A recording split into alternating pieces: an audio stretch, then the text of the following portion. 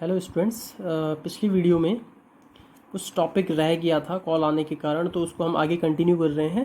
यहाँ पे है वेग स्थिरांक की इकाई। तो हम जानते हैं कि हम किस प्रकार से वेग स्थिरांक की इकाई कैलकुलेट करते हैं। यदि हमारे पास वेग दे रखा है k बराबर a की सांद्रता की घात x और b की सांद्रता की घात y, तो आप ये भी जानते हो कि अभिक्रिया की जो कोटि होगी वो x प्लस वाई होगी, और x प्लस वाई के योग को हम यहाँ पे n के रूप में प्रदर्शित कर रहे हैं। ठीक है, k बराबर क्या हो जाएगा, इसी से ये k है, हमने इसका पक्षांतर कर दिया तो ये यहाँ गुणा में है, तो यहाँ वेग के नीचे भाग में चले जाएगा। तो k बराबर हो जाएगा वेग बटे a की सांद्रता की घात x और b की सांद्रता की घात y। आप जानते हो वेग जो होता है, वेग का मात्रक होता है क्या, मोल पर लीटर पर सेकंड, या सांद्रता बटे समय। सांद्रता का मात्रक होता है मोल प्रति लीटर और नीचे आ जाएगा सेकंड, गुणा गए 1 बटे सांद्रता की घात n।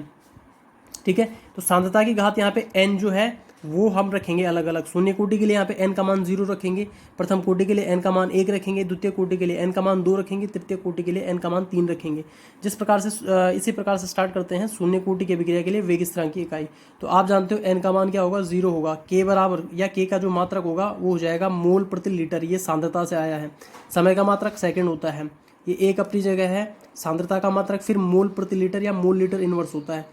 यहाँ पे n की जगह पे हम कितना रखेंगे, 0। आप जानते हो कि किसी भी चर राशि की घात जब 0 होती है तो ये पूरा ओवरऑल 1 हो जाता है। तो ये पूरा का पूरा 1 हो जाएगा। हमारे पास जो बचा ये वाला पोर्शन बचा है, तो ये हो जाएगा मोल लीटर इनवर्स, और ये सेकंड भी ऊपर जाएगा तो सेकंड इनवर्स। तो ये मात्रक बराबर हो जाएगा mole litre inverse second inverse, ये शून्य कोटि की अभिक्रिया के लिए। और यही मात्रक अभिक्रिया के वेग के लिए भी होता है। तो जो मात्रक अभिक्रिया के वेग के लिए होता है वही मात्रक शून्य कोटि की अभिक्रिया के लिए भी होता है। आप इस तरीके से इसको याद रख सकते हो। अब आता है प्रथम कोटि के लिए। प्रथम कोटि के लिए k का मात्रक क्या हो जाएगा, मोल लीटर इनवर्स और सेकंड नीचे। यहाँ पे भी 1 बटे मोल लीटर इनवर्स, लेकिन यहाँ इसकी घात शून्य नहीं है, इसकी घात कितनी है, 1। अब जब इसकी घात 1 है पूरी पूरी, तो यहाँ मोल पर लीटर यहाँ भी है और मोल पर लीटर यहाँ भी है, तो इससे ये कट जाएगा। हमारे पास केवल क्या बचा, ये सेकंड बचा।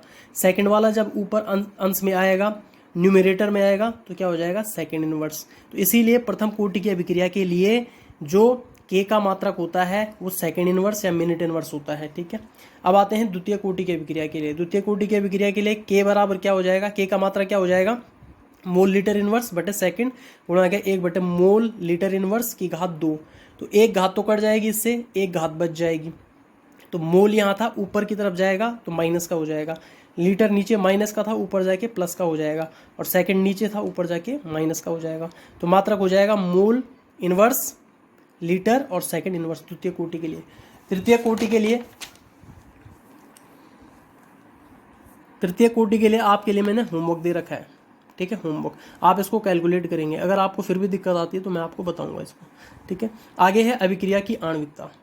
तो अभिक्रिया की आणविकता की बात की जाए तो अभिक्रिया की आणविकता एक सैद्धांतिक मान है, प्रायोगिक मान नहीं है, प्रैक्टिकल बेस्ड नहीं है। ये एक सैद्धांतिक मान है। किसी रासायनिक अभिक्रिया में भाग लेने वाले अभिकारक अणुओं की संख्या को अभिक्रिया की आणविकता कहा जाता है। किसी रासायनिक अभिक्रिया में जितने अणु भाग लेते हैं, अब यहाँ पे ध्यान रखना, यहाँ पे अणु से मतलब नहीं है, स्पीसीज से मतलब है। वो एटम्स हो सकते हैं, आयन्स हो सकते हैं, अणु हो सकते हैं, उनकी संख्या हमने गिननी है।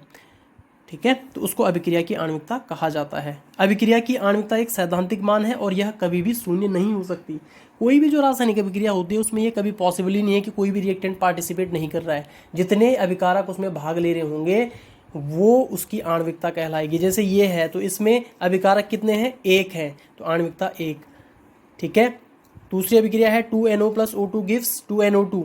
ठीक है, तो यहाँ पे 2 अभिकारक ये हैं, 1 अभिकारक ये है, तो आणविकता कितनी हो गई, 3।